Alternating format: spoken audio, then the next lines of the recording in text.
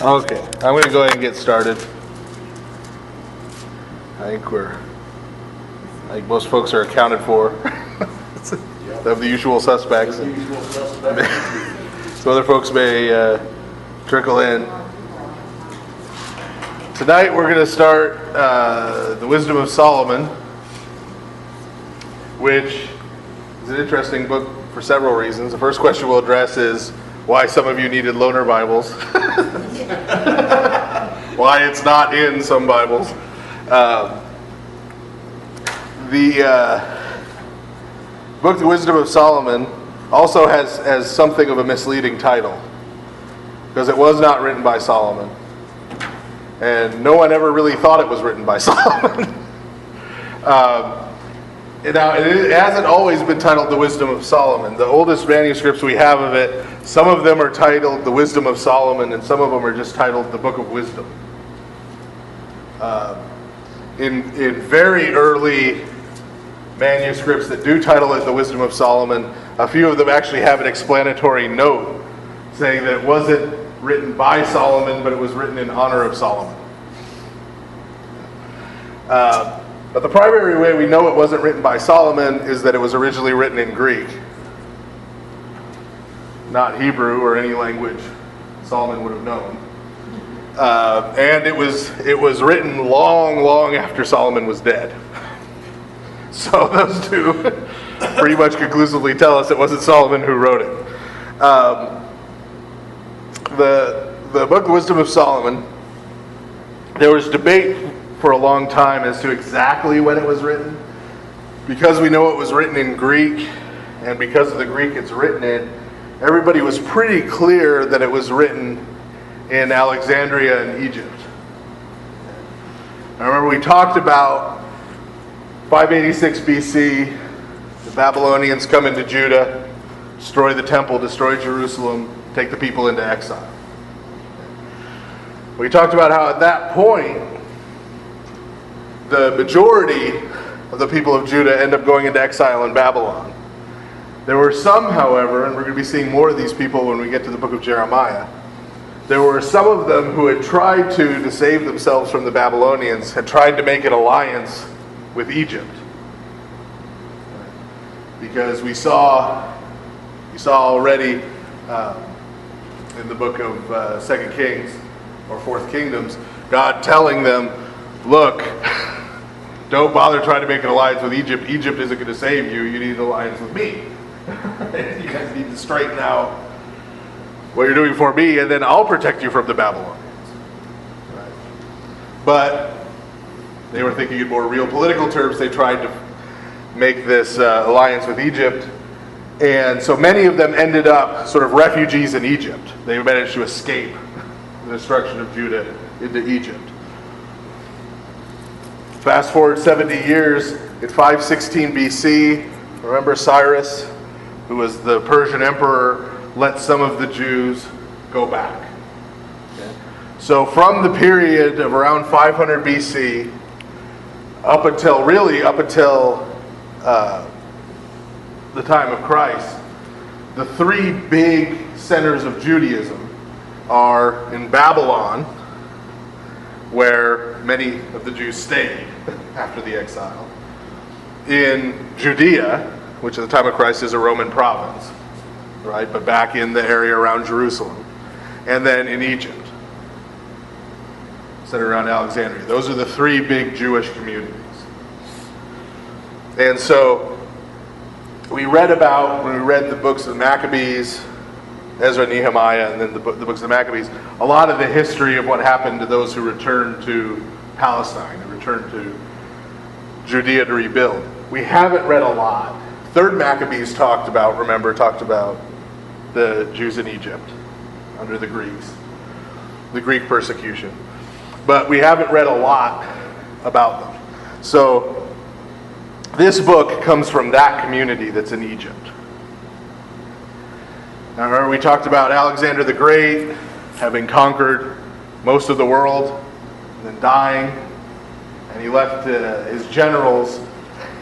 He actually said that whoever was the strongest of his generals should take over the whole thing. his generals, rather than fighting it out, decided to just split it up. And so one of his generals, Ptolemy, took Egypt and Africa. Okay. And so Ptolemy's descendants from were the governors of Egypt from that point until 31 BC. Does anybody, you'll recognize the name, but does anybody off the top of their head remember the name of the last one of Ptolemy's descendants? Cleopatra. Yeah, was the last of his descendants to be the ruler of Egypt. So what happens is, in 31 BC, there's a climactic battle. After Julius Caesar's death, Julius Caesar had tried to change the Roman Republic into an empire and had conquered most of what, at least in the Mediterranean basin, circling around the Mediterranean, that Alexander had conquered. After Julius Caesar is assassinated, there are two main contenders to try to take over what would become the Roman Empire. First one is Mark Antony, who was Caesar's adopted son. Second one was a guy named Octavian, who was Caesar's nephew. Okay, well, the two of them fought it out. Cleopatra picked the wrong side. Right? She had mastered a type of diplomacy based on love affair. She actually had a love affair with Herod the Great too at one point, and then with Julius Caesar, and then she picked the wrong pony. She chose Mark Antony and allied with him. And at the Battle of Actium in 31 BC, Octavian's forces defeated Mark Antony's forces. And Octavian went on to become Caesar Augustus. And he took the name Augustus Caesar and proclaimed himself the Roman Emperor. Now, the current working theory on exactly who wrote Wisdom of Solomon and when is actually based on an article that a guy I know wrote. A guy I studied Old Testament with wrote on the dating of it. And he argues, based on a couple of things that I'll get into here in a second, that the Wisdom of Solomon was written probably around 28 or 29 BC in Egypt. So sort of right after this happens, right after those events. And there's several reasons why in terms of the themes of the book. The main theme of the book, the writer is speaking to the Jewish community in the midst of a culture that is shifting in a very negative direction for the Jewish community. We can get that much just by reading it. Right? He's trying to encourage them to remain steadfast in their relationship to their worship of God, and trying to bring back some of the Jews who have sort of gone off into Greco-Roman culture and get them to come back. Now, in terms of specifics, in terms of what was going on at that time that makes it suit that time real well, for one reason or another, well, I'm going to argue what the reason is, but the author uses a really weird word whenever he refers to idolatry. We're going to see he talks about idolatry quite a bit. The normal Greek word for idolatry is idolatry. Idolatry is a Greek word. That's from idolon, that means an image, and latreia, that means worship. So idolatreia is worshiping images. So that's the normal word in the Old Testament in Greek when you're talking about idolatry. He doesn't use the word idolatry.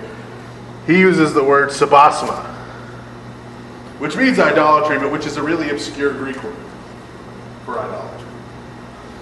And this person I know, Pete Enns, who wrote this article that now pretty much has become the scholarly consensus, is that the reason he uses that word is that it's very close to this word, Sebastes, which is the Greek translation of Augustus. The Greek translation of the title Augustus is Sebastes. You can see it's almost the same word. Now what's going on 28, 29 BC in Egypt. Well, Octavian's now become Augustus Caesar. And one of the first things he does is he issues an edict that removes citizenship from non-Greeks and Romans. So all the Jews, during the lifetime of the author of Wisdom of Solomon, assuming the series is correct, this is when he wrote it, he lost his citizenship. All the Jews in Egypt lost their citizenship, lost all their legal rights, everything. Okay. Secondly, when we talked about Alexander the Great conquering the world, that one of the things Alexander the Great picked up that he thought was kind of neat from a lot of the Near Eastern countries was that they worshiped their rulers as a god. Right? We talked about how Egypt, right, Pharaoh was a god. Right? So when Alexander the Great came and defeated the last of the pharaohs, well, he must be an even better god, right? Because he he beat up the last one. So I mean, you know. So they started worshiping Alexander the Great as a god. And there's inscriptions and statues all over Egypt of Alexander the Great being worshipped. Right? They're in temples. And so the same with his successors. Well, Augustus Caesar, right, Sebastes comes, and now he beat the Ptolemies' descendants. So he immediately sets up in Egypt for himself to be worshipped as a god. For himself to be worshipped as a god. And this becomes part of the civil culture in Egypt. This isn't, we think of, people go to church or they don't go to church. This is part of the civil culture. So you're on your way to the court to transact some kind of business. On your way in, you offer incense to Caesar. Right? You offer incense to Caesar. Well, if you're a pious Jew, in addition to just having had your citizenship removed, you're going to have a problem with this. Right? This is going to be idolatry. Right? Going and offering him incense, offering him sacrifices. Right? At the beginning of the day and at the end of the day. Right? You're not going to be able to participate in what your city is doing. So we have those two levels of conflict, and then to top it off, we have to remember that Augustus, one of the things he's greatest at is propaganda. There's a word called the Aeneid you may have heard of. It's sort of a sequel to the Iliad and the Odyssey that Homer wrote. It's a sequel in Latin. Augustus had it commissioned, where basically he had this sequel written that would explain how really everything was leading up to Rome and to him. To rewrite, so literally he rewrote history. Right? He rewrote history so that all of history was leading up to his rule over the Roman Empire. And he proclaims what's still known today as the Pax Romana, the Roman peace. Right? You have peace and prosperity to go about your business and live your life and conduct commerce. Why?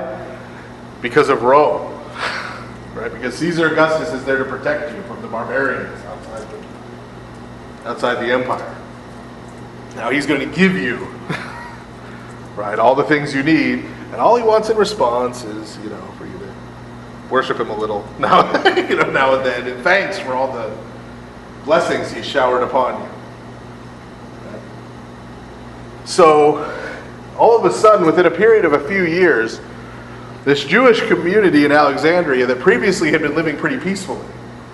Right, we talked about how around 200 BC, in fact, they commissioned what we now call the Septuagint, the Greek translation of the Old Testament, to be in the library of Alexandria. Right, so there had been peace and mutual respect for a long time. Now things are shifting, right, because we've got a new boss in town, and he's rewriting history, rewriting culture, rewriting how government, how everything is done. And so, the book, The Wisdom of Solomon, is being written by one of those Jews to that Jewish community. that's now finding the world getting increasingly hostile, to encourage them to stand fast in their faith. So that said, being written around 28-29 BC, this is obviously the last book of the Old Testament that was written. As I said, it was written in Greek. It was not written in Hebrew and then translated into Greek, like most of the books that are in the Septuagint. And so, as we've talked about with a number of other books, when we get to the 16th century, we get to the 1500s, and we get to Martin Luther in Germany, right? And he goes to translate the Old Testament. He translates the New Testament from the Greek. Right? He's got copies of the original Greek New Testament because Constantinople fell in 1453. And all these Christian refugees from the Turks poured into Western Europe and brought their Bibles with them.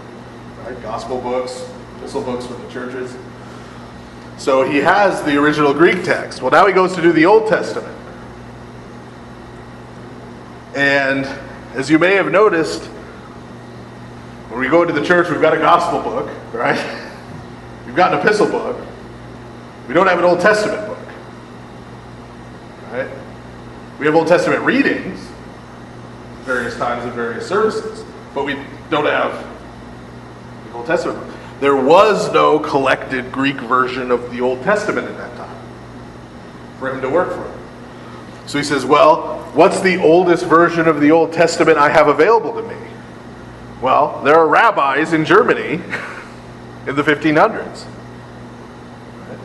They have their Hebrew text, right? He says, well, that's older than the Latin one that the Church of Rome is pushing on me, that I'm increasingly not liking.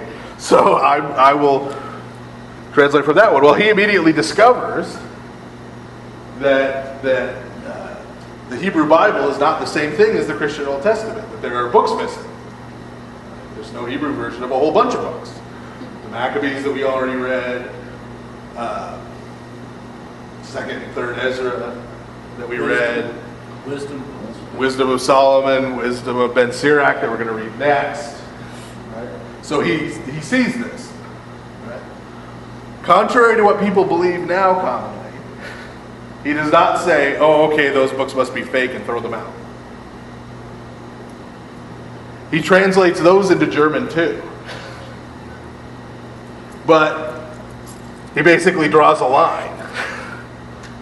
He said, here's the books that are in the Hebrew Old Testament, right?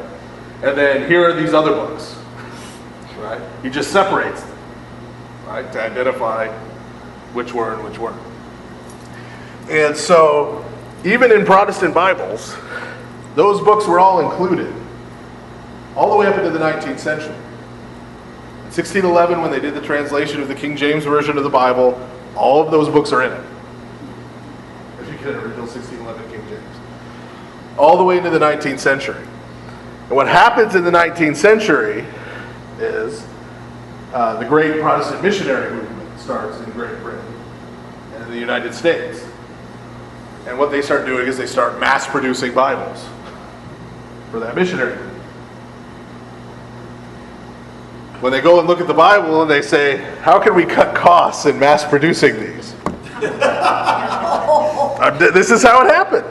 How can we cut costs in terms of mass producing these? They say, well, we've got these books of the Old Testament that are sectioned off. And in some of the loaner Bibles I handed you, they're still sectioned off like that one.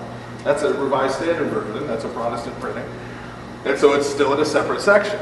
They say, well, we've got this section of these Old Testament books that are kind of iffy, right? Kind of iffy. Right, let's just skip those. Now we've saved ourselves a couple hundred pages, right? And eventually they start getting rid of the whole Old Testament. That's where you start getting New Testaments and Psalms, right, printed. Because again, it's sort of how can we boil this down, to the fittest and quickest presentation. So that's how they get left out. So even among our brothers and sisters in Protestantism who want to have arguments about the canonicity of these books, they were always in their Bibles. albeit sometimes in a separate section. They were always there. And even the Protestant reformers who were dubious of them said they were good to read. They just disputed whether they had the same authority as the other books of the Old Testament. See, now if you take them out completely, it causes a number of weird issues. Like, for example, you've got 200 years between the end of your Old Testament and the beginning of the New Testament, where apparently God says it does nothing. Like he just wandered off for 200 years and then came back, and then Jesus shows up. Sabbatical. I like it.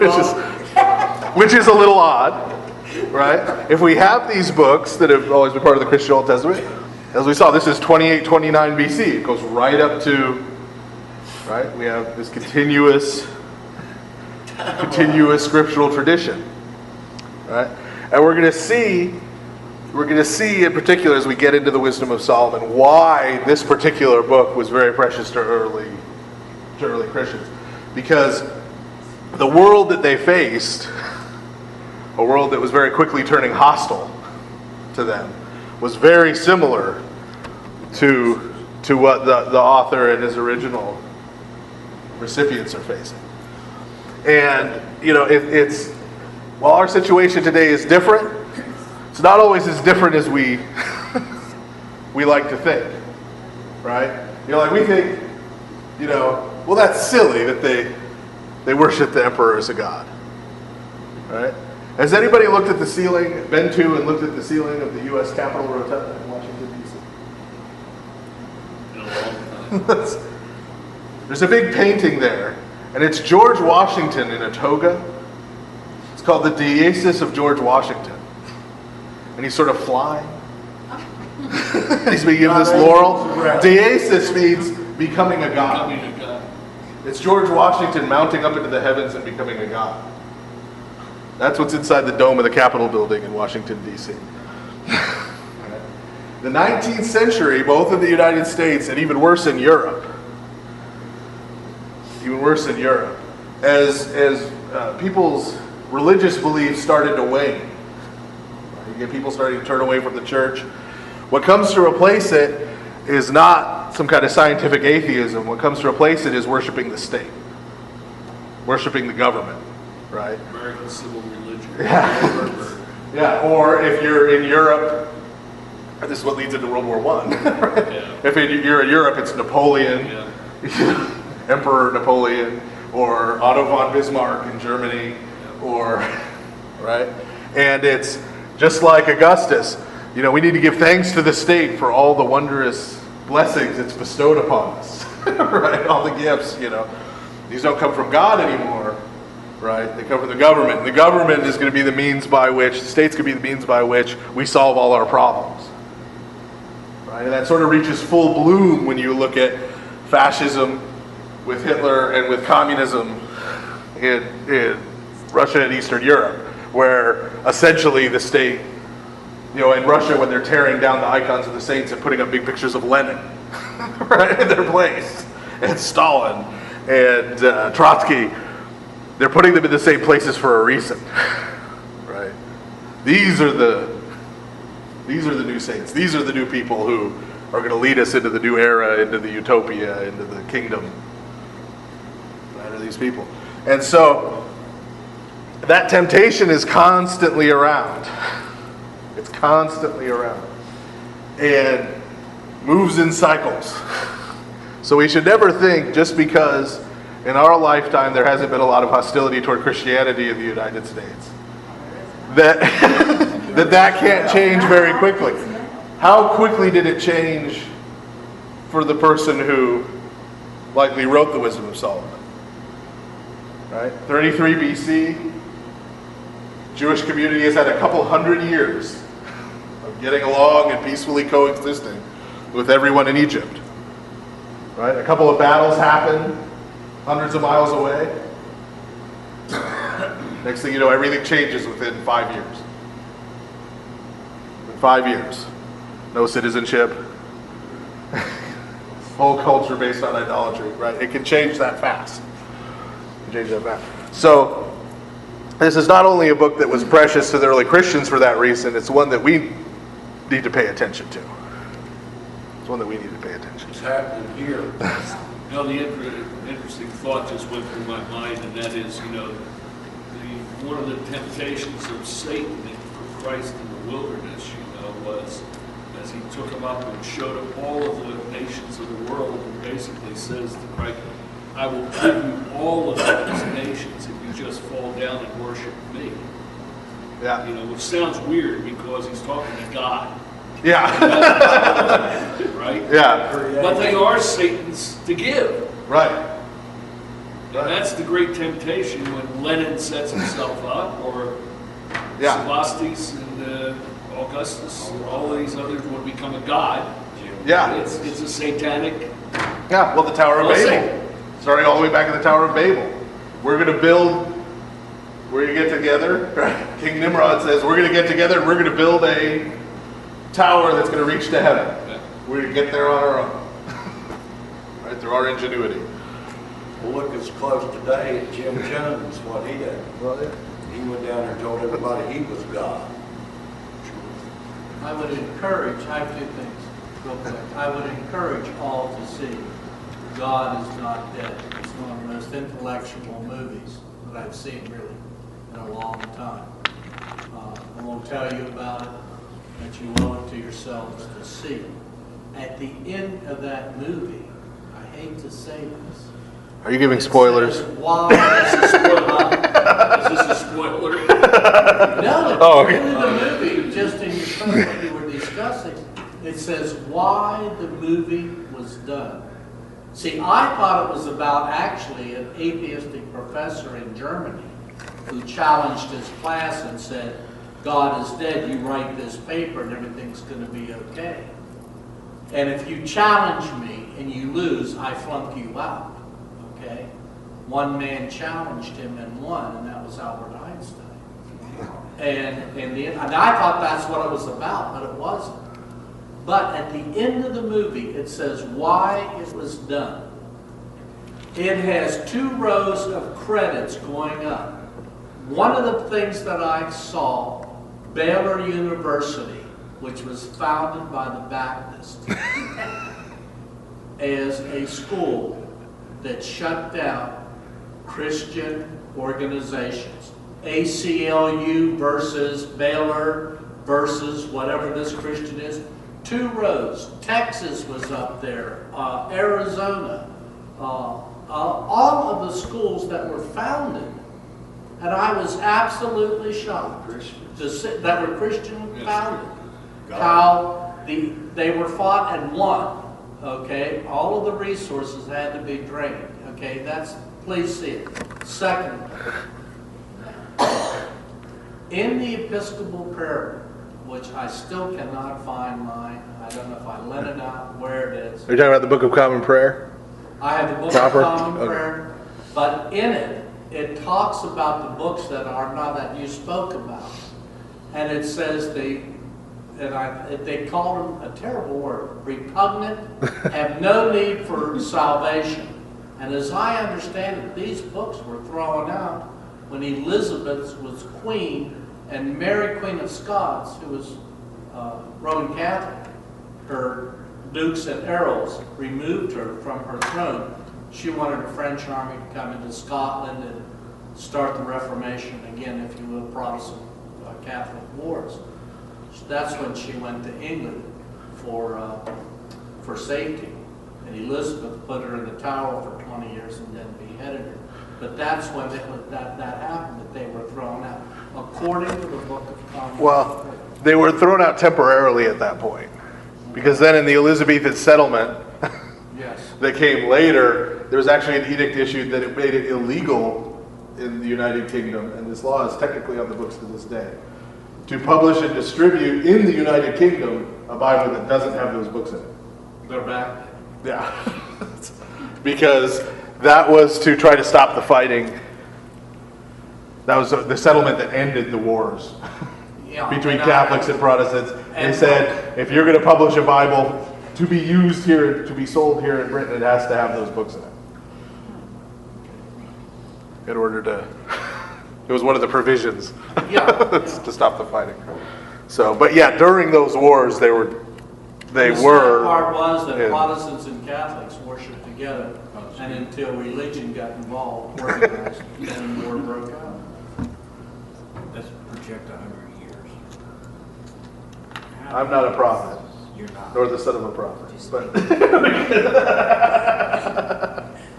How would the books that were discovered in the caves in Israel affect the present day Bible? Herb was asking about the Dead Sea Scrolls, I'm assuming, how they're going to affect the present day Bible. So far, they haven't had much effect on the present day Bible because what we discovered, the manuscripts there, pretty much are identical to what we already have. Now they're all Old Testament manuscripts, but they're pretty much identical to what we already had.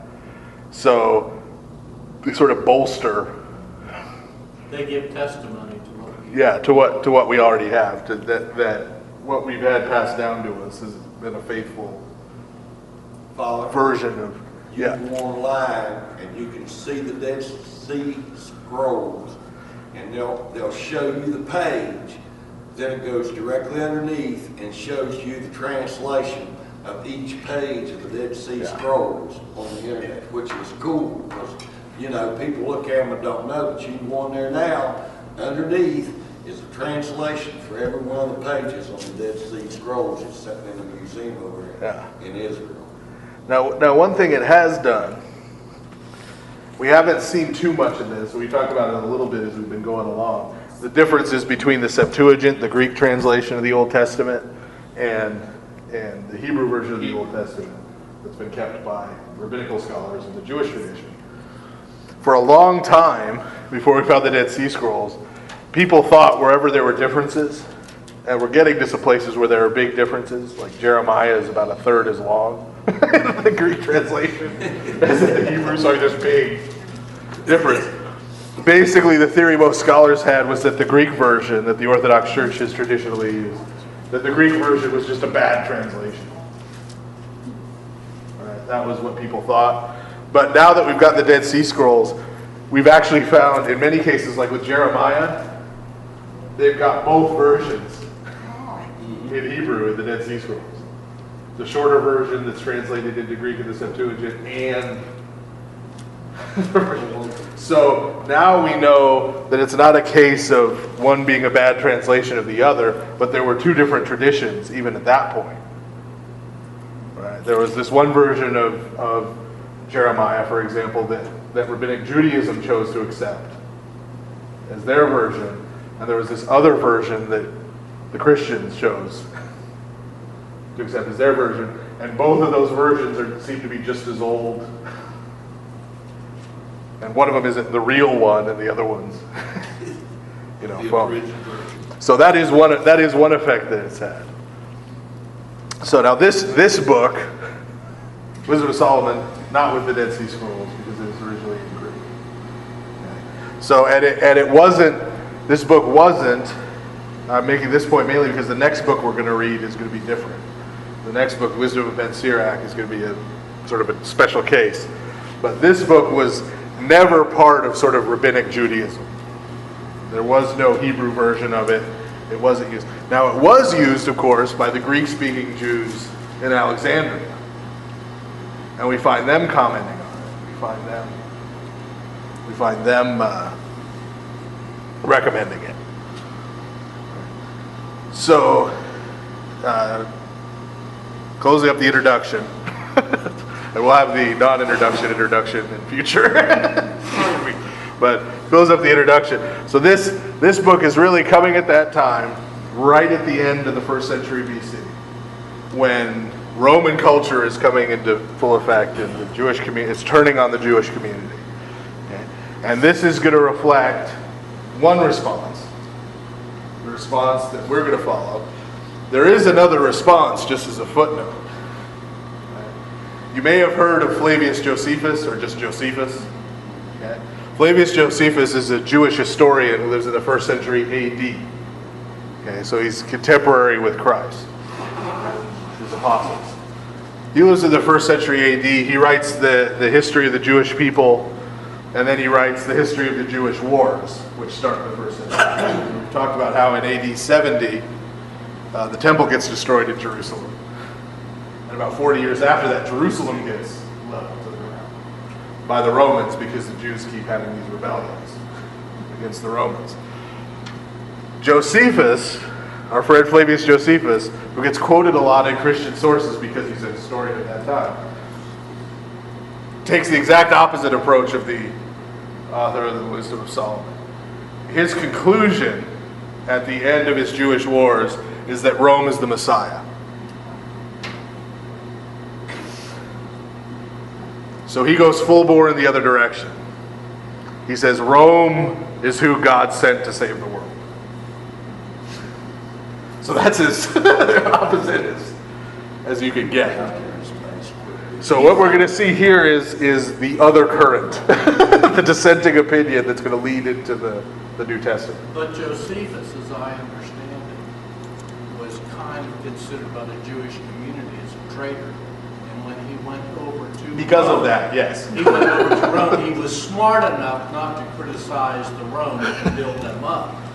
And hence, when you read Josephus, it's always wise to read with a grain of salt. Well, yeah, because that's his position.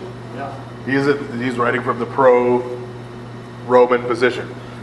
because they let him live. Yeah. So. Okay, so introduction done. So Wisdom of Solomon, or the Book of Wisdom, chapter 1, verse 1.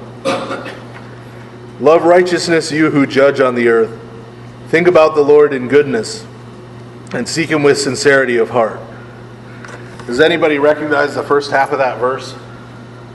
It may be a waning memory. This is the beginning of Holy Week. We're a few weeks off. The closing hymn that they sang this morning, seek ye first Oh, yeah. God and his righteousness. In the second part, the second part. That first part, it's translated in Papadeus, learn righteousness. That's one of the verses in the bridegroom matins.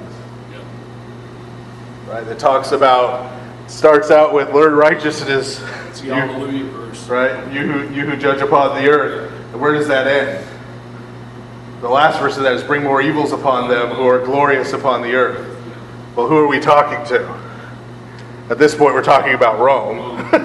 Right? But ultimately, we're talking about, the Father was talking about the prince of this world. Right? The prince of this world. So it starts with, you need to learn what righteousness is. Right? If not, verse 2, because he is found by those who do not tempt him, and he is manifest to those who do not disbelieve him. For dishonest reasoning separates people from God, and when his power examines someone, it convicts the undiscerning. For wisdom will not enter into the soul that plots evil, nor will it dwell in a body involved in sin. For a holy spirit of discipline flees from deceit, and sends away undiscerning reasoning. It will put wrongdoing to shame when it comes near. Now, what's interesting is that he says to seek the kingdom of God, to seek God, right? What's interesting is who finds him. Right? What we get are a bunch of negatives. What we don't get is, okay, if you want to know God, here's our 12-step process. Right? Number 1, pray this prayer. Right? Number 2, climb to this mountain. Right? So there's not a list required. But there's a list of things that will disqualify you. Right? There's a list of things that you will not know God. You will not find him if this is true of you. Right? He is found by those who do not tempt him. And he's manifest to those who do not disbelieve him. Right? Meaning if you disbelieve him, if you think he's a liar, right? If you don't believe what he's told you, you're not going to be able to find him and draw close to him. Dishonest reasoning separates people from God. When his power examines someone, it convicts the undiscerning. Right? So again, we separate ourselves from God by our own reasoning. We separate ourselves from God. It's not that God doesn't want us, doesn't want to be found by us. It's that we've disqualified ourselves. We've set us apart. Wisdom will not enter the soul that plots evil, nor will it dwell in a body involved in sin. Right? If we're continuing in our sinfulness, right, we're not going to be able to draw close to God. Because God and sin can't coexist in the same place. Verse 6, for wisdom is a spirit that loves mankind, but she will punish a blasphemer because of his words. For God is the witness of his thoughts, the true examiner of his heart, and the hearer of his tongue. Because the Spirit of the Lord fills the world, and he who holds all things together knows what is said. So there's a couple things there. Second part of verse 7, he who holds all things together. St. Paul in Colossians refers that to Christ, in whom all things hold together. So he identifies right there, this is Christ who's being talked about. But notice the Spirit of the Lord fills the whole world. Right? We're not just talking about God is in his temple. Right? God fills his temple in Jerusalem. No, God is everywhere. Right? His Spirit fills the whole world. He knows what you say. He knows what's in your head that you don't say. Right? That you don't say out loud. Verse 8, therefore no one who speaks unrighteous things will escape notice, nor will justice when it cross-examines pass him by.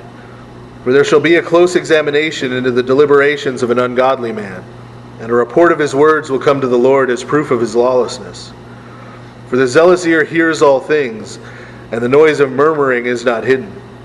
Therefore keep yourself from useless murmuring, and refrain your tongue from evil speech. For no secret word will go unpunished, and a lying mouth will destroy one's soul. So this is a theme we've seen before in Proverbs. Remember, we saw several times in Proverbs how often it's better not to speak. Right? How often it's better to say nothing. This is the flip side of that. Right?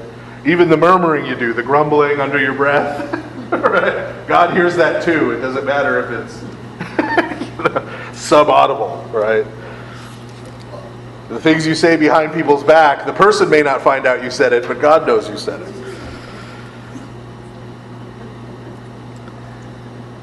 Verse 12, do not be zealous for death by the deceit of your life, nor bring destruction upon yourself by the works of your hands. For God did not make death, neither does he have pleasure over the destruction of the living. For he created all things that they might exist, and the generations of the world so they might be preserved. For there was no poison of death in them, nor was the reign of Hades on the earth. For righteousness does not die, but the ungodly summon death by their words and works. Although they thought death would be a friend, they were dissolved. For they made a covenant with death, since they were deserving to share it in common. This is, if you want a pretty clear statement on what usually gets called the problem of evil. Right? Why are there bad things in the world? Well, here's the ultimate bad thing. Death. Right? Ultimate bad thing in the world, death. God didn't create it and put it in the world. We read in Genesis. Right? He said, created everything, he called it good. He created everything to live, to exist, to be. That's why he brought us into being. Right? So how does death come? Well, the ungodly summon death by their words and their works. Right? We bring it to ourselves. We bring it to ourselves. This is what St. Paul is talking about when he says the wages of sin is death. Right? Wages are something you earn. Right? You go and you work, you put in your day's work, you get your wages. Right? Well, you go and you sin, and you spend your life sinning, death is the result. Death and destruction is what you bring upon yourself. This is part of that theme we've talked about in wisdom literature of the two roads. Right? There's a road that leads to life, right? And God is all about life. He wants everyone to live. Right? Verse 13, neither does he have pleasure over the destruction of the living. Right? He doesn't rejoice when anyone dies. Doesn't matter how evil and wicked they are. Right? Take your pick, Adolf Hitler, Osama bin Laden. God was not happy when they died. God was not happy that they destroyed themselves. And God took no joy in that. He wanted them to repent. That's what he wanted. He wanted them to live.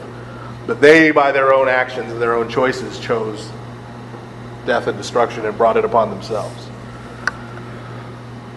And so the same is true of us. And so that's what the author is saying to us. Don't choose by your own actions to bring death and destruction upon yourself. And he even uses that phrase. We talked a lot about covenants, God making a covenant with his people. He says they made a covenant with death. They made a covenant with death. That's what he's, although they thought death would be a friend, right? Meaning they thought they could wield it, right? They could go and kill others. They could go and destroy others. Turned around on them. Turned around on them. Chapter 2, verse 1, "For they said among themselves as they reasoned incorrectly, our life is short and painful, and there is no cure for the death of a man, for no one has been known to return from Hades," at least at that point. "Because we were born by chance, and after this we shall be as though we never existed. For the breath in our nostrils is smoke, and our speech is the spark kindled by the beating of our heart. When the spark is extinguished, our body will turn to ashes, and our breath will disperse like empty air. Then our name will be forgotten in due time, and no one will remember our works. So our life will pass away like the trace of a cloud and be scattered like fog, driven away by the rays of the sun and oppressed by its heat. For our appointed time is the passing of a shadow. There is no return from our death, because it is sealed up and no one can turn back. Come therefore and let us enjoy the good things that exist, and make the most of creation as quickly as possible, as we did in our youth. Let us be filled with expensive wine and perfumes, and let no flower of springtime pass us by. Let us crown ourselves with rosebuds before they wither away. Let none of us fail to share in our arrogance. Let us leave signs of our gladness everywhere, because this is our portion and this is our lot. Let us oppress the righteous poor man. Let us not spare a widow, nor respect the aged gray hair of an old man. Let our might be our law of righteousness, for it is weak is shown to be useless." Sound like anybody? Right? We're just here accidentally. Born accidentally. We're going to die. We're going to be gone. Give it enough time. Nobody will remember we were ever here. Doesn't matter what we do. Just go out and have a good time. Right? Look out for number one. Right. Heck with everybody else. And verse 11, might makes right. Right? Might is our law of righteousness. I'm strong, you're weak. That means I can take what's yours and you can't do anything about it. Right? And that's how I'm going to live my life. When I die, that'll be it, be gone. What does it matter? Verse 12, "Let us lie in ambush for the righteous man, because he is useless to us and opposes our deeds. He denounces us for our sins against the law and accuses us of sins against our upbringing. He claims to have knowledge of God, and he calls himself a child of the Lord.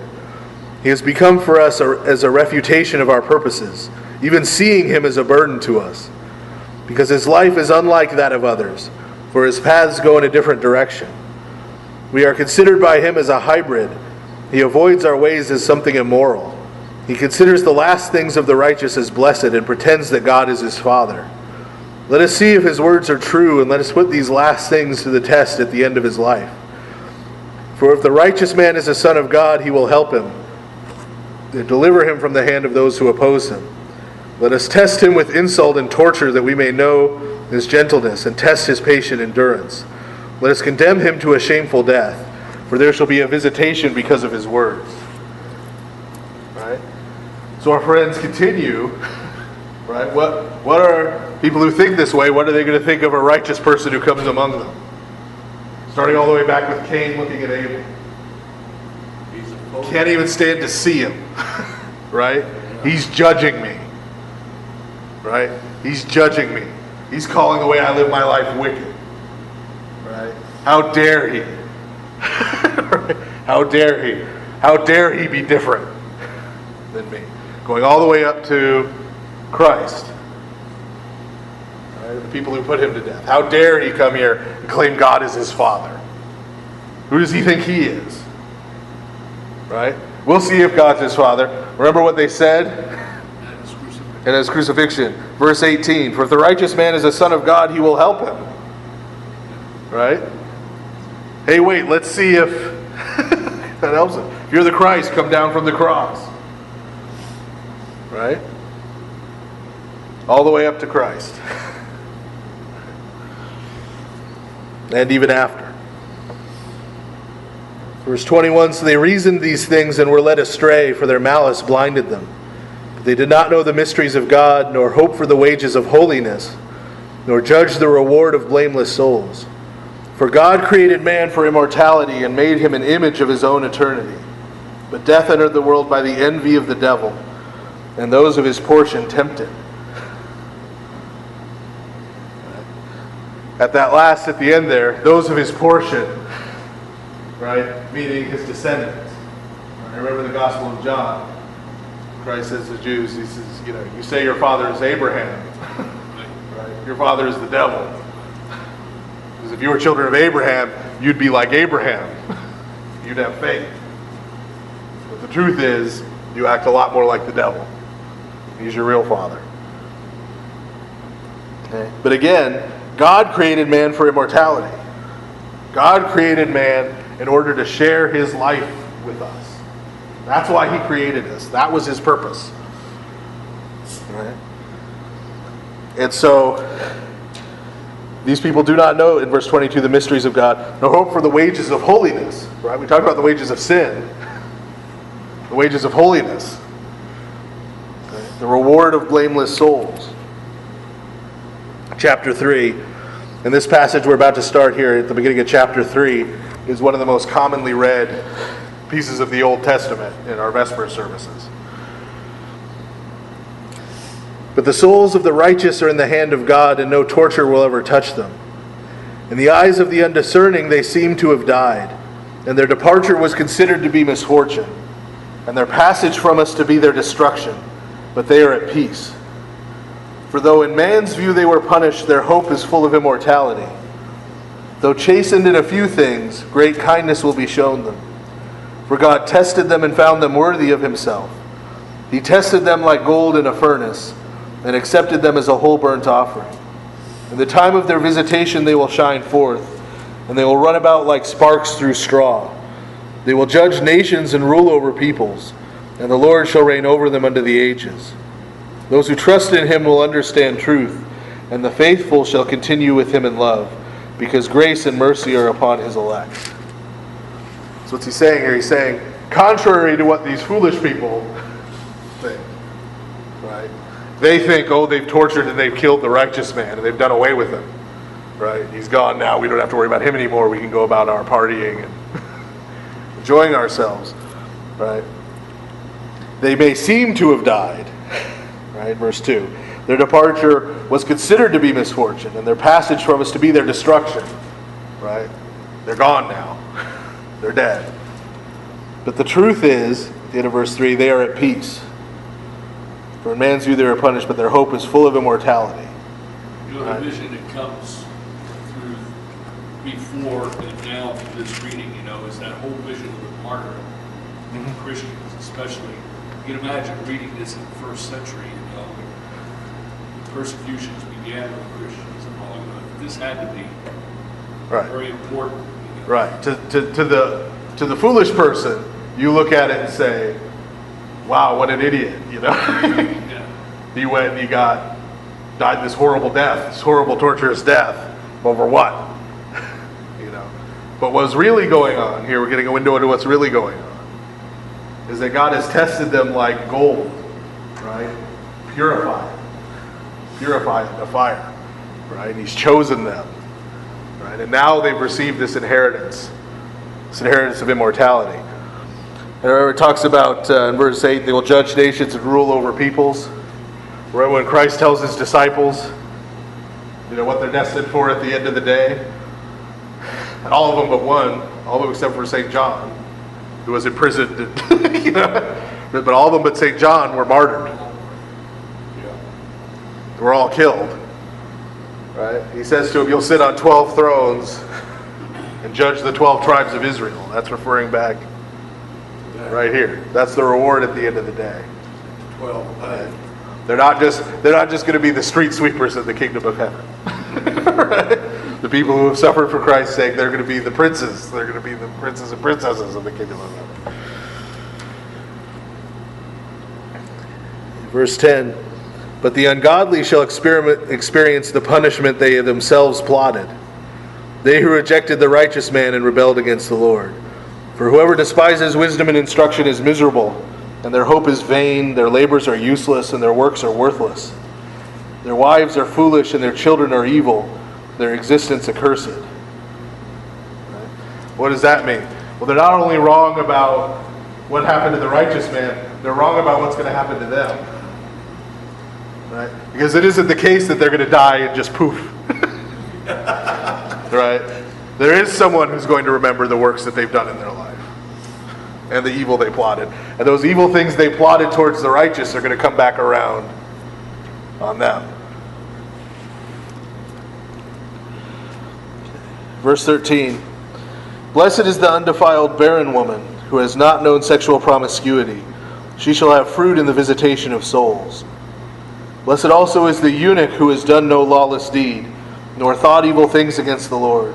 For a chosen grace of faith will be given to him, and a delightful portion in the temple of the Lord.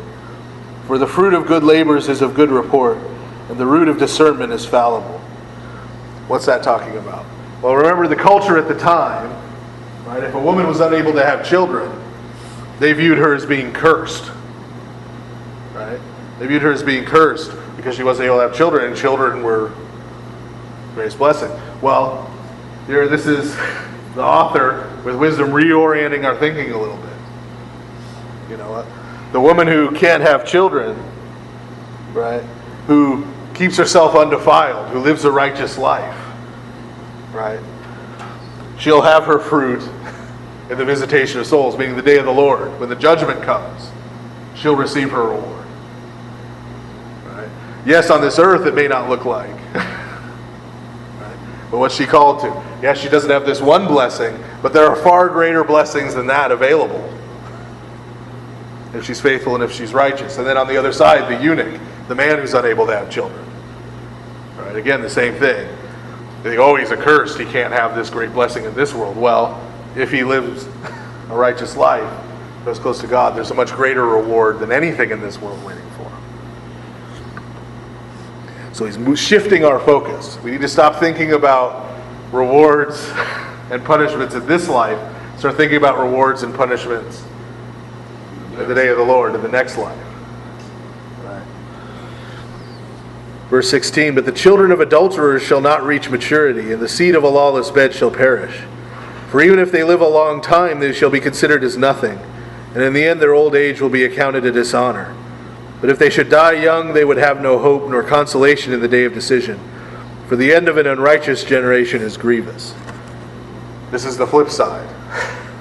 You know, you may have all the children and all the wealth and all the blessings on this earth and the world, but if you're living a wicked life, in the end, that's not going to amount to anything.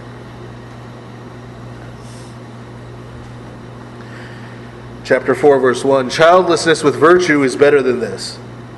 For immortality is in its memory, because it is known both by God and by man. When virtue is present, people imitate it, and when it goes away, they long for it. Throughout one's lifetime, virtue leads the struggle for undefiled prizes, wearing a crown and conquering. But the prolific multitude of the ungodly are useful to no one, and none of their illegitimate seedlings will grow a deep root or establish a sure footing. For although they may flourish in their branches for a time, yet without a sure footing they will be shaken by the wind and uprooted by the force of the winds. Their twigs shall be broken off before they reach maturity, and their fruit will be useless, not ripe for eating or good for anything. For children born from lawless unions are witnesses of evil against their parents in their close examination. But though a righteous man may die before his time, he shall be at rest. For old age is not honored for its length of existence, nor measured by its number of years, but discernment is gray hair for mankind, and a spotless life is the maturity of old age. So again, it's not how many years you live on this earth that's the blessing. It's how many years you live righteously on this earth. Better to live a short time in righteousness than a long time in wickedness. And you may recognize that analogy, uses this analogy of a plant or a tree that shoots up real fast. You know, it has all these leaves and all these branches and fruit starts sprouting right away. But it doesn't have any roots. Right? So it gets blown away. Remember when Christ tells the parable of the soil? Right? There's the one seed that falls and it grows up real quickly. And then the time of testing comes and right, it's gone. Because it doesn't have any root. It's a reference back here. Now this next part, and for a good part of the rest of the wisdom of Solomon, he's going to start referring back to figures in the Old Testament. This is the fancy word for this, if you want to learn a fancy word.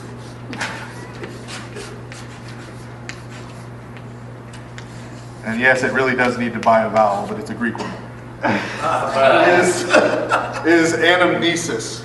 A-N-A-M-N, that's where it needs the vowel. E-S-I-S. Anamnesis. And it's usually translated in English as memory or remembering.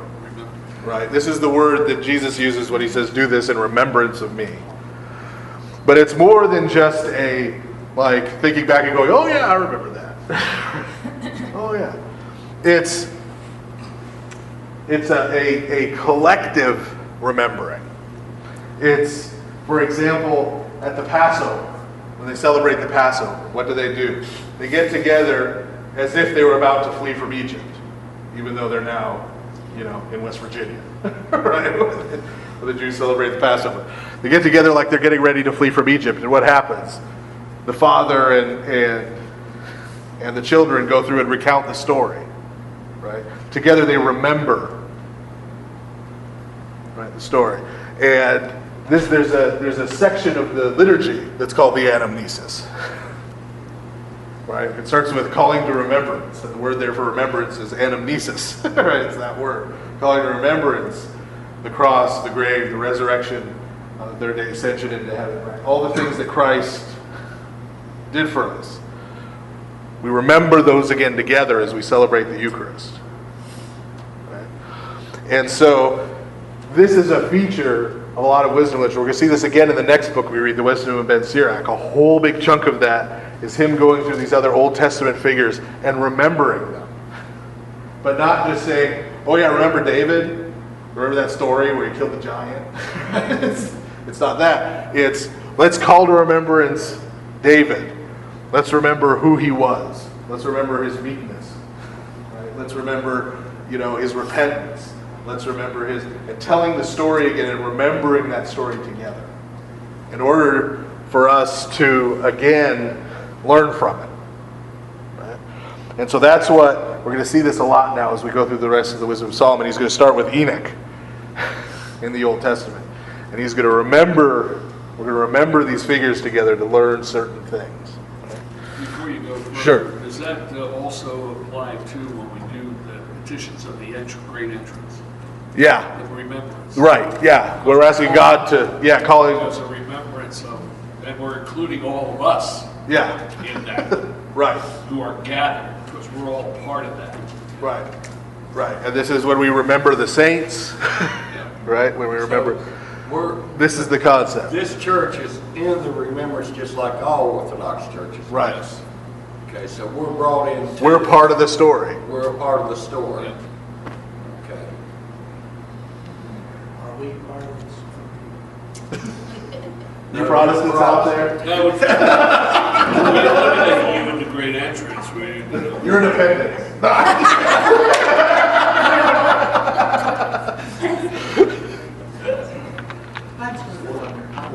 The whole world is part of the story. The whole creation is part of the story. You can become part of the story. We'll invite you. You can become a more major player.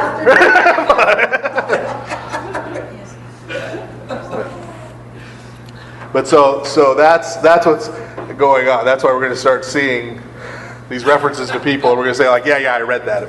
Right? We're remembering them again together to make certain points. So chapter 4, verse 10. There was once a man pleasing to God and loved by him, and while living among sinners he was taken up. He was caught up lest evil change his understanding, or deceit deceive his soul. For envy arising from lack of judgment obscures what is good, and a whirling of desire undermines an innocent heart. He was made perfect, for in a short time he fulfilled long years. For his soul was pleasing to the Lord, therefore he took him early from the midst of evil. Yet people saw this, but did not understand, nor take such a thing to heart. That the Lord's grace and mercy are with his elect, and that he watches over his holy ones. Okay. So, remember, Enoch, we just had that little note in the genealogy of Seth. Was what he was. Back in Genesis, he walked with God and he was no more. Right? God took him out of the world. Right? Well, this is calling us to remember. Remember Enoch. Right?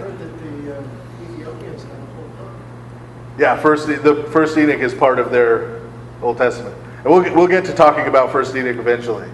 In about 4 years. No, it may be sooner than that. Maybe more like 3 when we get to like 1st and 2nd Peter and Jude. But so it says, remember Enoch. All right, God took him out of the world. Why did he take him out of the world? Right? Because Enoch was pure. Right? Enoch was a pure and he was a holy person. Right? And he was in the midst of this wicked world. And it's very difficult to keep yourself pure in the midst of this world, as you may have noticed. if you've made an effort at any time to try to be pure or holy. Right? It says, for envy arises from lack of judgment concerning what is good. The verse 12, the second half, I like how the Orthodox Study Bible translates it. A whirling of desire undermines an innocent heart. Right, the Russian translation that we always read in St. Tikhon's was something like the thrill of naughtiness.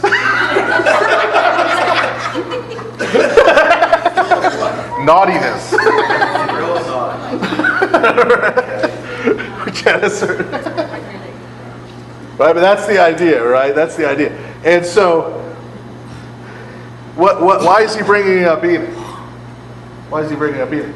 Well, again, remember what we were just talking about. You know, we look at blessings in this life, like that's all that's important, that's all that there is. So we see someone who dies young, right? We say, what a tragedy. What a horrible tragedy, this person died young. Or we see someone who lives a long time, we say, what a blessing that they live so long. He's saying, well, think again, right? Think about Enoch.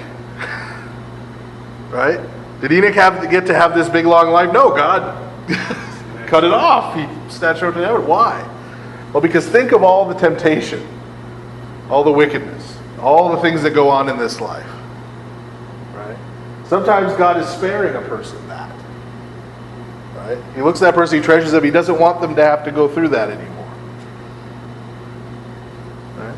And so he chooses them and he takes them. Is this similar to Elijah's? Well, we'll get to Elijah. But so he says, when you see someone like think about Enoch. Remember Enoch.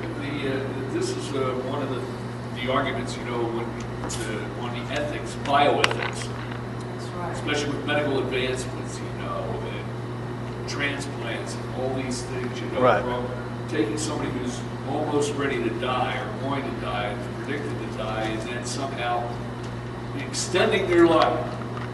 Or prolonging their death. And he's saying, and we say, thank God, that was a blessing. But then again, there's a chance that person could multiply their sins and be in even greater jeopardy. Right, and that's why we have to in a lot of ways. Draw a line. So it's a balance, Draw, and with prolonging death and prolonging suffering. Yeah. Which is not something Yeah. we're in the business of doing. So, but that is, Or if somebody, on the contrary, though, too, the counter argument is, well, we're not God to cut short. But at the same time, that God has spared this person through this medical knowledge, and man has been able to use Yeah. positively. Right. Maybe had a bad life up to then, now he changes in the same. Right. So what? Right. What's the Yeah. balance? Yeah. But it is an important, we have at least one doctor in the room. But that is an important point for doctors, because medical science today is essentially atheistic. Right, Right. exactly. And so we need to all, but especially doctors, remember, biological life is not all there is. Right? It's not the end all and be all. Having a person stay alive an extra 5 minutes in barely conscious suffering, that's is that doing anything? Right? So, yeah, that's the balance he's calling for. He's saying, yeah, the blessings of this world are blessings, but there's something more and bigger and more important. And don't be fooled by only seeing this part of the picture, right, and missing out on the bigger picture of what God is doing. Verse 16, following up on that, chapter 4, verse 16. But a righteous man who is dead shall condemn the ungodly who are living. And a youth who is quickly perfected shall condemn the ripe old age of a wrongdoer. For they will see the end of the wise man, but will not understand what the Lord purposed for him or why he kept him safe. They will see and despise him, but the Lord will laugh them to scorn. After this they shall be dead without honor, and an insult among the dead continually, because he will dash them headlong and speechless to the ground and shake them from the foundations. They shall be left dry and barren to the very end. They shall be in pain, and their memories shall perish. They will come with dread in the day of reckoning for their sins, and their lawless deeds will convict them to their face. Right? They see the wise man or the righteous man die young, and they say, oh, that's a tragedy. Or they say, I don't care, or, right? He must be accursed, but the opposite is the reality. Chapter 5, verse 1, Then the righteous man will stand with confidence in the presence of those who afflict him, and those who reject his labors. When they see him, they will be shaken with dreadful fear. They shall be amazed at his unexpected salvation. They will speak among themselves with regret, and in anguish of spirit they will groan and say, This is the man whom we fools once held in derision, and made a byword of disgrace. We considered his life to be madness, and his death is without honor. How has he been numbered among the sons of God, and how is his portion among the saints? Therefore we went astray from the way of truth, for the light of righteousness did not shine on us, and the sun did not rise upon us. We were satisfied with the paths of lawlessness, and we traveled through impassable deserts. But the way of the Lord we have not known. What has arrogance profited us, and how has our wealth with its false pretension helped us? All those things have passed by like a shadow, and like news that escapes notice, like a ship that passes through the waves of water, which after passing through no trace can be found, nor the pathway of its keel in the waves.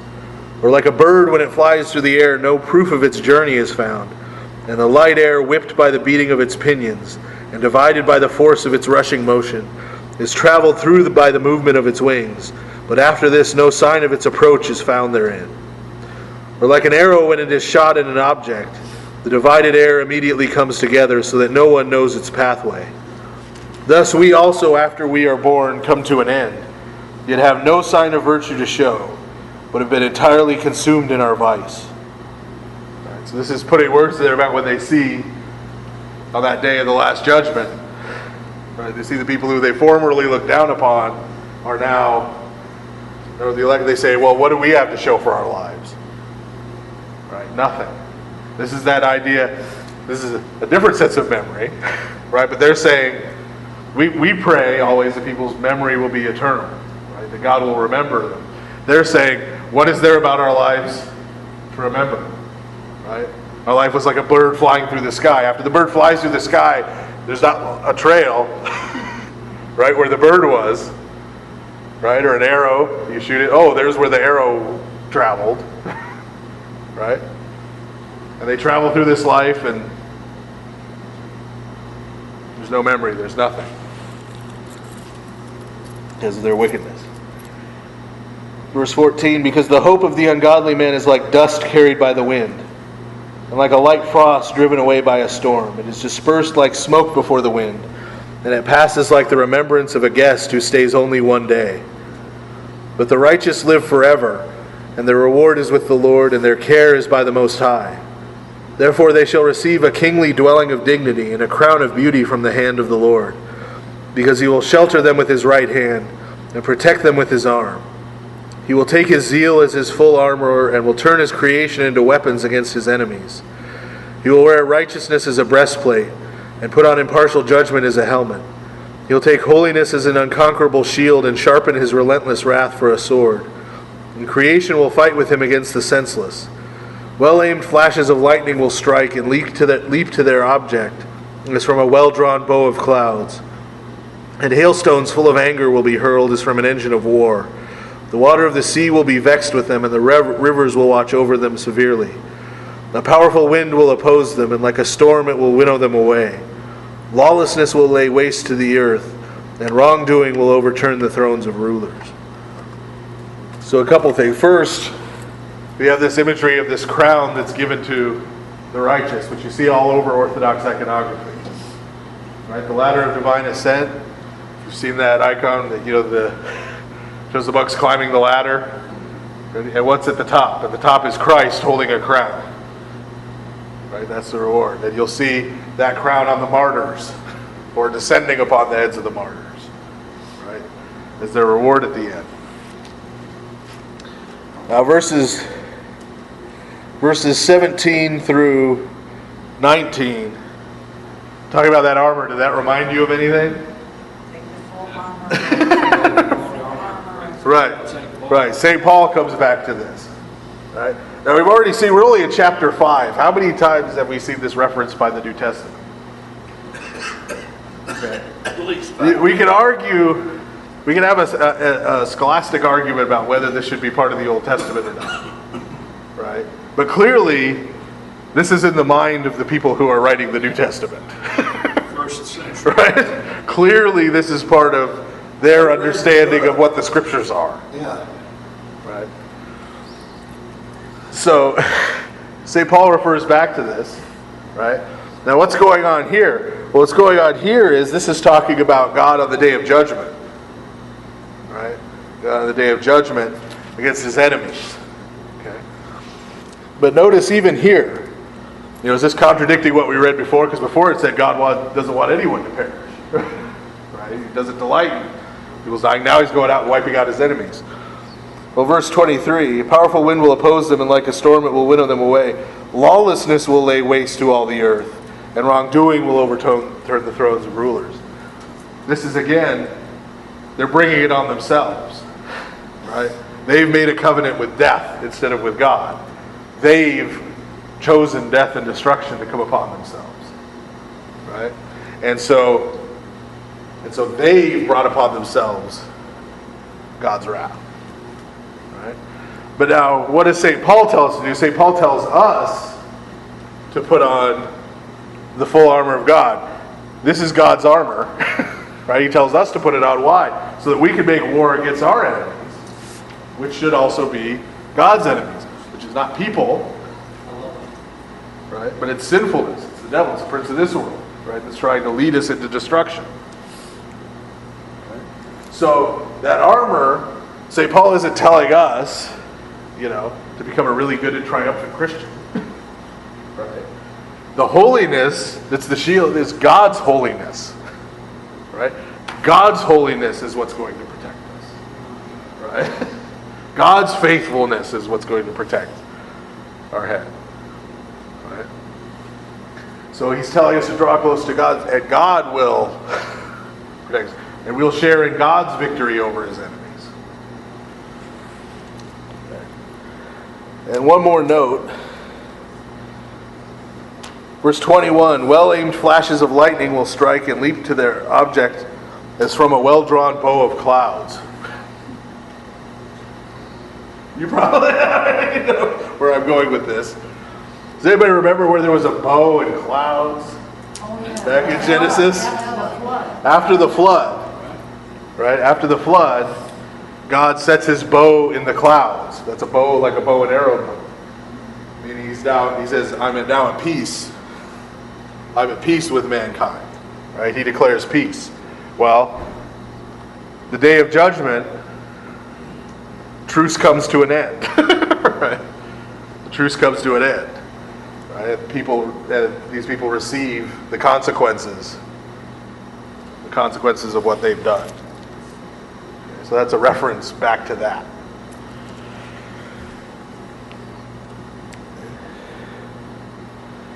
So chapter 6. I think we could do chapter 6 next. Listen therefore, O kings, and understand. Learn, O judges of the ends of the earth. Give ear, you that rule over multitudes, and take pride in yourself over a multitude of nations. Right? Who's the immediate context?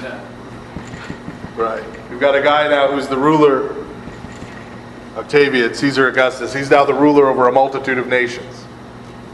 Right. Verse 3, for power was given to you from the Lord, and your lordship from the Most High, who will make a careful search of your works and examine closely your plans. Right. Remember what Jesus says to Pilate? Pilate says to him, don't you know I have the power to kill you or the power to set you free? Jesus said to him, you wouldn't have any power if it hadn't been given to you from above. Yeah. It's coming right back here. Right? The only reason you're a ruler of nations is because God willed it to be so. Trust me, he can. When he's finished with you, you'll be gone. And he's going to judge you. He's going to examine your works. Verse 4, because as servants of his kingdom, you did not judge rightly, neither did you keep his law, nor did you walk according to the plan of God. He shall come upon you terribly and quickly, because severe judgment falls on those who govern. For the least is pardoned in mercy, but the powerful shall be strongly examined. For the master of all will not shrink back from anyone's presence, nor respect greatness, because he himself made both small and great and cares for all alike. But a strict inquiry is imminent for the mighty.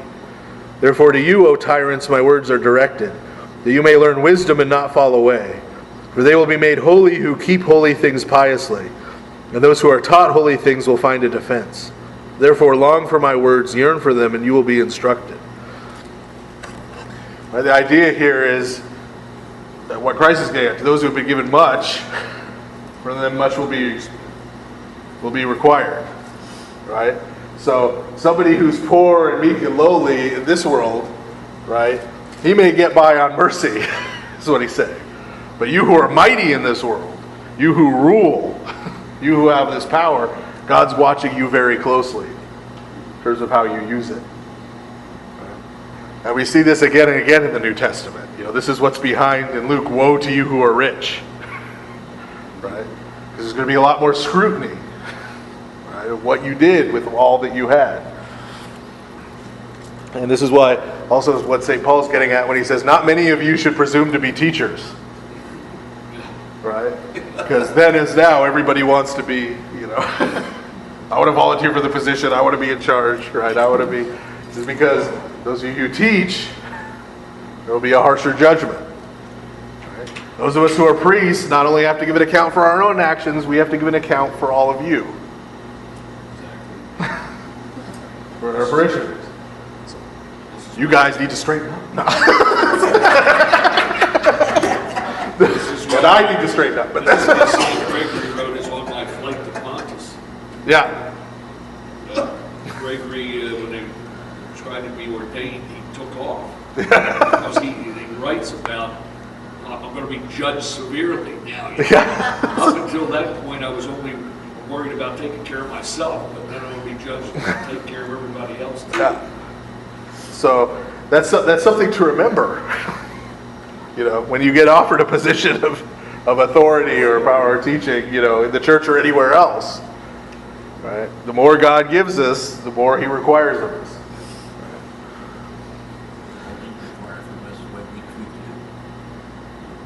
Well, yeah. Yeah, He's going to judge. Everyone is going to be judged. But it's just, you know. Now that doesn't mean we should take the opposite and never volunteer for anything and go and hide in our house so we won't be held accountable for anything. But it doesn't mean we have to take those responsibilities seriously, right? You know, when you become a parent, when you have children, now it's not just you. When you get married, it's not just you. Now it's you and your wife. You have children, now it's you, your wife, and your kids that you're responsible for. And you take with every privilege and every honor and every blessing that God gives us, there's a responsibility that comes right behind it. And a lot of times we like the blessing, we like the honor, we don't like the responsibility so much that comes with it. Okay. So chapter 6, verse 12, wisdom is radiant and unfading, and is easily perceived by those who love her, for she is found by those who seek her. She comes upon those who long to know her beforehand. He who rises early in the morning to seek her will not grow weary, for he will find her sitting at his gates. For to think deeply about her is the perfection of discernment, and he who keeps watch for her will soon be free from worry. Because she goes about seeking those worthy of her, and she appears to them favorably in their paths, and meets them in every thought.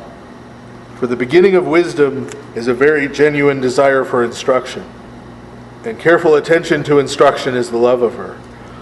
Now this love is the keeping of her laws, and giving heed to her laws is the assurance of incorruption. And incorruption brings one near to God, so desire for wisdom leads to a kingdom. So there's a chain there, right? This is similar to a lot of what we read in Proverbs, right? Starts with humility, right? I need instruction. I don't have all the answers. I don't know everything. I don't know the right thing to do. I need instruction. That's where it starts. Right? And then listening to that instruction is the love of her. Verse 18, now this love is the keeping of her laws. What does Jesus say? If you love me, you will keep my commandments. If you love me, you'll do what I say. So not just hearing the instruction, okay, this is what God is teaching me. This is what he wants me to do and how he wants me to live. Now I have to actually go and do those things and actually go and live that way. All right? Giving her heed to her laws is the assurance of incorruption, and then incorruption brings one near to God. And there's his kingdom. Verse 21, therefore if you take pleasure in thrones and scepters, O tyrants, honor wisdom that you may reign forever. I will tell you what wisdom is and how she came to be, and I will hide no mysteries from you. And I will search her out from the beginning of creation and make her knowledge clear. I will not pass by the truth, nor indeed travel with envy, which causes one to waste away, because envy will have no share in wisdom. But a multitude of wise men is the salvation of the world, and a prudent king is the stability of his people. Therefore be instructed by my words, and you will profit. Keep going just a little bit more. Chapter 7. Now I also am immortal, the same as all men, and earthborn, a descendant of the first formed man. For in the womb of a mother I was engraved as flesh. In a period of 10 months I was constructed with blood, from the seed of a man in the pleasure of marriage. Right. We're going, yeah, well, I know how babies are made. Right? But again, he's telling us the story. He's reminding us not just about him, but this is how we all came into being. Right? Remember where we came from. We're all mortal. We were all formed. We grew inside our mother's womb. Verse 3, when I was born, I breathed the common air, then fell upon the earth the same as all. And as my first sound, I cried like everyone else. I was nursed with care and swaddling clothes. Thus no king had a different beginning of existence. For there is one entrance into life for all and a common departure. Right? Caesar Augustus didn't spring out of Zeus's forehead. Right? He didn't, he was born the same as everybody else. His mother's womb, he came out, fell on the ground, right? Cried, just like everyone else, right? Came into the world the same way everyone else does, and eventually he'll leave the world the same way everyone else does. Verse 7, therefore I prayed, and discernment was given to me. I appealed to God, and the spirit of wisdom came to me. I preferred her to scepter and thrones, and regarded wealth as nothing in comparison to her. Nor did I liken her to any priceless stone, because all gold is only a little sand in her sight. and silver will be counted as clay before her. I loved her more than health and beauty, and I chose her instead of light, because her light is sleepless. All good things came to me together with her, and in her hands countless wealth. I was gladdened by all of them, because wisdom rules them. But I did not know she was their mother. So I learned both honestly and ungrudgingly, and I do not hide her wealth. For it is an unfailing treasure for men, who when they get it, obtain friendship with God, for they demonstrate her gifts that come from instruction. May God grant me to speak according to his purpose and to think worthily of what I was given. For he is also the guide of wisdom and the corrector of the wise. For both we and our words are in his hand, and so are all insights and knowledge of handicrafts. For he gives me knowledge of the things that exist, to know the truthful structure of the world, the operative power of its elementary principles, the beginning, end, and middle of the times, the changes of the solstices and the transitions of the seasons, the cycles of the year and the arranging of the stars, the natures of animals and the tempers of beasts, the force of winds and the reasoning of mankind, the distinction of plants and the strength of roots, and to know whatever is hidden and whatever is visible. For wisdom, the artisan of all things, taught me. Right, so this is the thing we talked about in Proverbs. Right? The idea that one of the ways we come to know God is by coming to understand his creation. Right? That he enlightens us through his creation, we can come to learn more about who he is. Right? But that all of this knowledge comes from God. All of this knowledge comes from God. Which is the opposite of the way we usually look at technology. Right? We usually look at technology, right, what he calls handicrafts. Right? The science that we've learned, this is what we've learned. Right? You go back in human history, this is human knowledge. We've figured this out. We figured that we're figuring out, we're discerning. This is our production, rather than this being the gift of God. And I've quoted this before in this Bible study, but I'm going to do it again. You can't stop me.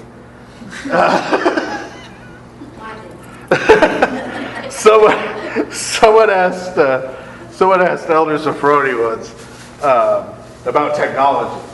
You know, what do you think of all this technology we have now with smartphones and satellites, expecting some kind of, begrudging answer like, oh, this technology is bad, or And what Elder Sophroni said instead was, if we were more holy as people, God would give us more technology. God would reveal more to us about the universe, because he'd be able to trust us to use it wisely. But because we are wicked and sinful, God limits how much he lets us know. Right? Because every time we figure something out, what do we do with it? We figure out how to use it to kill other people, usually is the first use. Right? Right? Nuclear power came after the atomic bomb. Right? Didn't come forward. First we figured out, hey, we can destroy whole cities. Oh yeah, we can also generate electricity. That was later down the road. Right? And so that's what he's getting at here. The wisdom of Solomon. Right? All these things are revealed to us by God. Revealed to us by God. They aren't the product of our own ingenuity and our own native intelligence. Right? God leads us into these things as we prove ourselves able to handle them responsibly. So verse 22. So in herself, wisdom is a spirit that is rational, holy, only begotten, manifold, subtle, easily moved, clear, undefiled, manifest, invulnerable, loving what is good, keen, unhindered, beneficent, man-loving, steadfast, unfailing, free from worry, all-powerful, all-surveying, and penetrating all spirits that are rational, pure, and most subtle. For wisdom moves from one place to another more easily than motion itself, and because of her purity she penetrates all things. So she is the exaltation of the power of God and the emanation of the pure glory of the Almighty. Therefore nothing defiled enters her. For she is the radiance of eternal light, a spotless mirror of the operative power of God and the image of his goodness. Though she is one, she can do all things, so while remaining in herself, she renews all things. And in every generation she passes into holy souls and makes them friends of God and prophets. Thus God loves nothing as much as the one who lives with wisdom. For wisdom is more beautiful than the sun and more than every constellation of stars. Compared with light, she is found to be superior. For night succeeds the light, but evil cannot overcome wisdom. So this chunk we talked about way back, it's been a few months now, in Proverbs 9, we talked a little bit about this, how it's passages like this that, for example, St. John in his gospel is drawing on in the first chapter when he's talking about Christ. He's talking about Christ. Now we talk about, until Christ comes to this earth, and really until he rises again and people understand, are able to understand, the Trinity, the idea of the Trinity isn't fully revealed to us. But already here we see, right? There's the idea of God's wisdom, right? In this case, Sophia, that's why I keep saying she, it's a feminine word, right?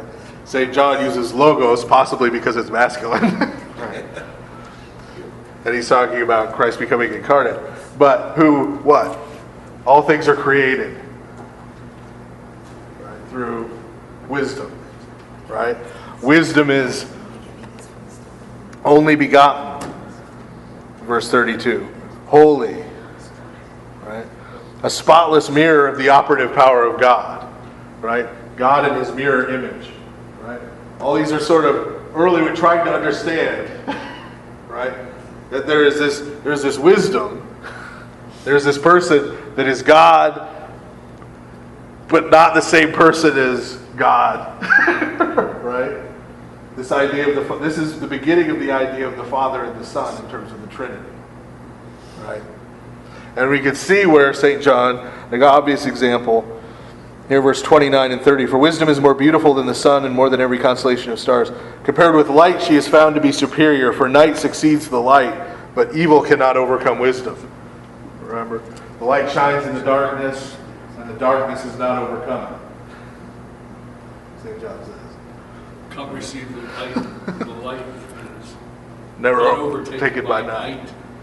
Right. Give glory to the Christ who's risen from the dead. That's good for that's the rush service. Right. So we already see here, we saw it a little in Proverbs, and now it's taking even fuller shape here. Right? This idea that within God, there's this distinction of person. Right? And so what St. John is going to pick up directly from a chapter like this and say, that wisdom, that word of God, became flesh. The person of Jesus Christ. That's who Jesus Christ is. Right? He is God's wisdom, his power, his logos made flesh. So this is probably a good place to, and a good note to end on, since it's been the possible season. So we'll pick up here with chapter 8 next week, or next week, the week we're skipping. Well, it's Mother's Day. I don't know what Oh. you're going to do with that. But then that would be 2 weeks because you gave up. I gave up the week after that. So Mother's Day, is anybody going to be not available? Take your mother out after church. Is everybody going to be available to be here pretty much? Okay, we'll have class next week then. I guess I think Maybe we should bring some moms. yeah, I'll bring my mom to Bible study. She'll be in town next weekend. Those of our moms who have gone on are president Yeah. of the saints. So, and we may, I'm not making any promises, but we may actually finish Wisdom of Solomon next week. If we do, we do, Father. If we do, we do. If we don't, we don't. And then after that, after Wisdom, we've got the Wisdom of Ben Sirach, and then that's the last of the Wisdom books. And then all we have left in the Old Testament is the prophets. So probably within about a year, we'll be done with the Old Testament. Yep, we're moving right along. So either that may be a cause of rejoicing or lamenting. So thank you, everybody.